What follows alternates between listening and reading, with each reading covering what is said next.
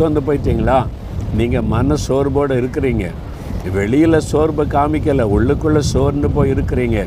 என்ன பண்ணுறது, என்ன செய்கிறது, ஏன் இப்படி நடக்குது, ஏன் இந்த மாதிரிலாம் பண்ணுறாங்க, அப்படிலாம் மனசுக்குள்ளே சோர்ந்து போயிட்டீங்களா? சோர்வு எல்லா மனிதரும் சந்திக்கிற ஒரு பிரச்சனை. ஆபிரகாம் அவர் சோர்ந்து போனது பைபிளில் இருக்குது.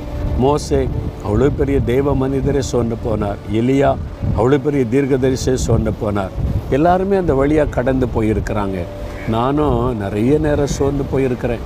என் வாழ்க்கையில் ஊழிய பாதையில் போதும் ஆண்டவரே, இனிமேல் ஊழியம் செய்தெல்லாம் போதும், அந்த அளவுக்கு நான் சொல்கிற அளவுக்கு சோர்ந்து போன சமயம்லாம் என் வாழ்க்கையில் வந்திருக்குது. ஆனாலும் இன்றைக்கு வரைக்கும் நிலைநிற்க காரணம் என்ன தெரியுமா? சோர்ந்து போகிறவளுக்கு அவர் பலன் கொடுக்கிற தேவன்.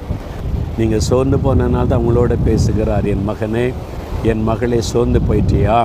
நான் உனக்கு பலன் தாரேன், நான் உனக்கு தைரியப்படுத்துகிறேன், நான் கூட இருக்கிறேன், என் கையை பிடிச்சிக்க, என் கையை பிடிச்ச நட, என் கூட நட, நான் உன்னை அழைச்சிட்டு போகிறேன், ஒன்றை மேற்கொள்ளாது, ஒன்றை அழிச்சிட முடியாது, நான் உனக்கு கூட இருக்கிறேன்னு பலப்படுத்துகிறார்.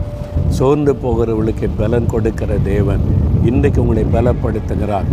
எதை நினச்சி சோர்ந்து போனீங்களோ அதில் அற்புதம் நடக்கும். எது உங்களுக்கு மனம் அடிவை உண்டாக்குதோ அதில் ஒரு அற்புத மாற்றம் இன்றைக்கு உண்டாகும்.